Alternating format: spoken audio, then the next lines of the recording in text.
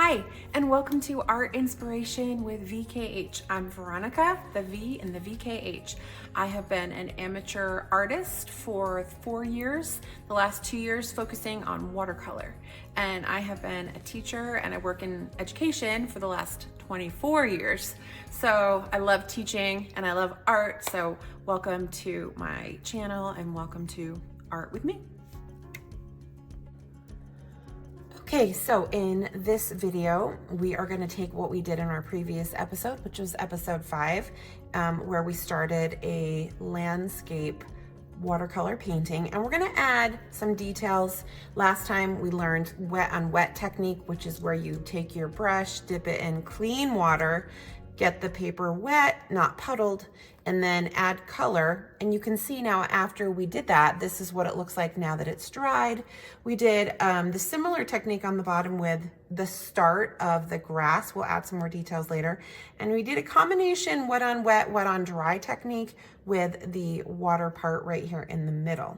Wet on dry is the focus for today, though. I'm not going to saturate any parts of the paper. It's now dry. You know it's dry when it's not cold to the touch any longer, and this is no longer cold to the touch. It's totally dry. I let it dry overnight. Here we go. And so I'm going to get started by activating some of my paint in my palette. I'm gonna do some blues. So I'm going to dip and then swirl and get that activated. And I might even use my palette over here to add some more, get some more colors going.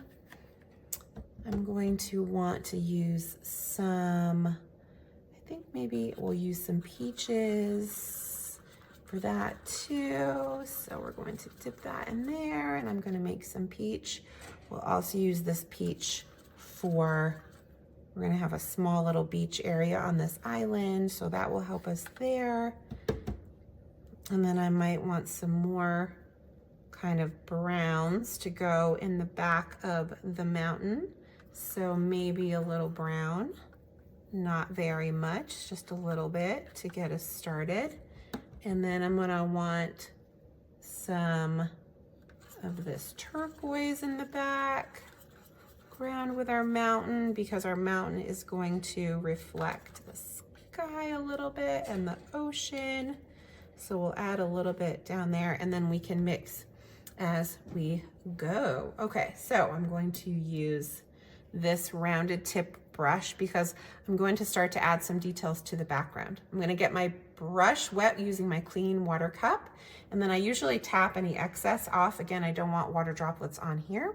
And then let's start with this brown and start seeing what shapes we can make on the actual mountain itself. I might start with doing it like this. And then I'm going to not clean my brush. I'm going to dip it into the blue, and I'm going to do a little bit of the background like this. It can go a little bit into the sky. It doesn't really matter. And then again, do some sweeping motions. Maybe I use this turquoise and go across and make a bit of a smaller mountain going down like this. And then I'm gonna let that dry, and we're gonna come back to it. And we're gonna see what happens a little bit later with that. Okay, now I need a little bit more blue in my water. My water is not blue enough. So again, I'm gonna get my brush clean, and then I'm going to come over here and I'm gonna start to add some wet paint on the dry paper, but that's already been painted. So we can add a little bit more. We can add some waves, some wave action. Maybe adds, ooh, yeah, I like that. That's pretty.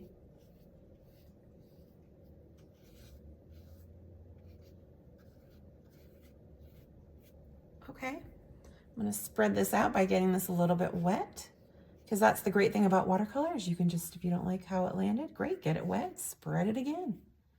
And it usually will allow it to be manipulated, which is so fun, part of the fun of it. Let's add some more dark color. Sometimes you're going to need to go back and get your brush wet again to reactivate it, and that's totally fine.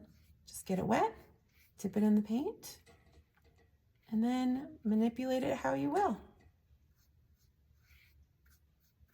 I'm not working from an actual painting inspiration.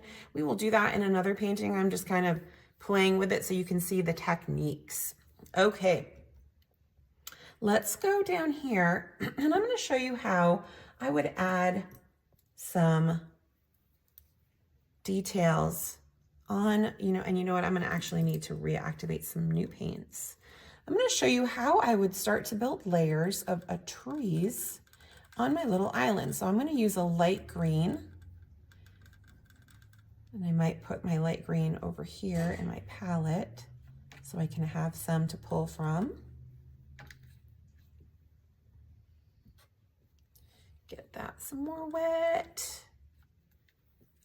All right, I got that green to use. And now maybe I love just regular grassy green. I love that. I might activate that in there. And that's already in here, so I'm just gonna reactivate it by adding some water and some more paint color to there. We add a little bit more.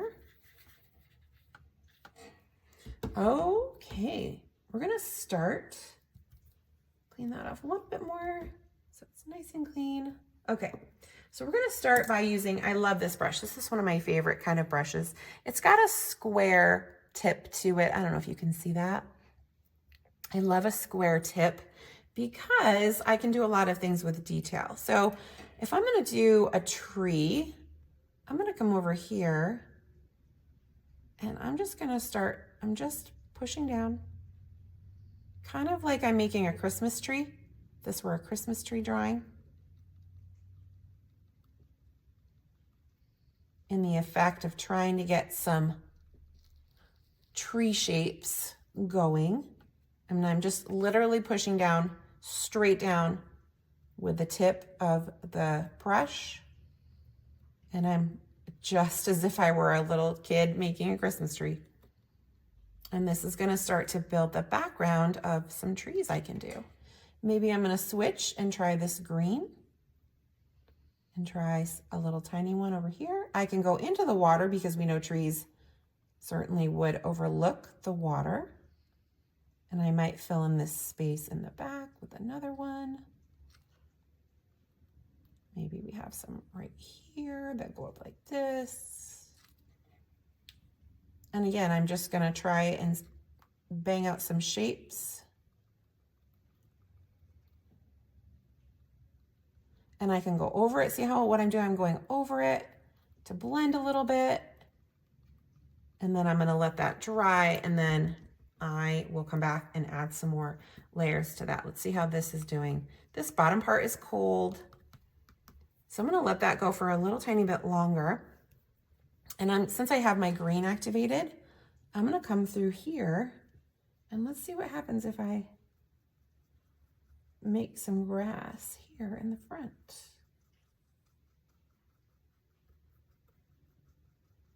Maybe I want to do a bush on the front here, overlooking the water. Again, it's going to, you're like, wait, you can see the water through it. Yeah, but once we add some layers up, maybe we won't be able to see the water through it. And you kind of have to think about, what you're going to see in real life. I tell you, once you start painting, you start to look at real life scenes so much differently, because you're going to be looking at, this is the background, so things are smaller, smaller, smaller, smaller, and they go up bigger up into here. So my grass might be really big over here, where if it was over here, it would be tiny, tiny, tiny. You could hardly even see it. But again, this paper is dry. This is wet on dry technique because the water is wet, the brush is wet, but the paper is dry. Okay, I need a different green. Let's try to use this dark green. I'm gonna make a little bit of a puddle right there. And let's see what happens if I go back and I add, oh yeah, that's a cool green. Go back over here and I add some more layers of this green. I like it. It's fun. It's a fun green. It's a good green to use. Okay, and then again, now I'm going to change my brush angle and I'm going to turn it so now it's flat like this instead of like this. It's now flat, and I'm going to be able to get some shorter grasses mixed in with my tall grass.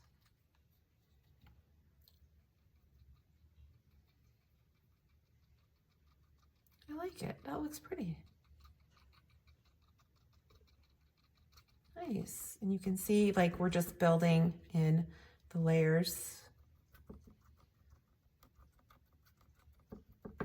You're kind of creating the backdrop, so to speak, causing it to come to life. And it doesn't matter. If you put yours in a different spot than I do, who cares? That's the beauty of watercolor. Watercolor doesn't have to be exact, but it can be if you let it. Okay. Let's go back up to that mountain. Okay, let's go back to the mountain and try adding in, wonder what would happen if we added, let's activate this purple. And just a little tiny bit. Let's see what it would do. A little bit of that background of a purple. Just a smidge. And add some more water to change it and swirl it. Ooh, I kind of like that. And once you also start to do a lot of watercolor, you start to look at colors differently and you realize the color that you might think is like white snow is really silvery blue. In which case you need some more blues. Or maybe it's a yellow. It's got like a mustardy, very pale mustardy yellow to it, which you just didn't necessarily see before. Maybe I want to change, again, point my brush down, use the tip so that I can extend and add a little bit of dimension to this mountain. Add some smaller mountains in this mountain.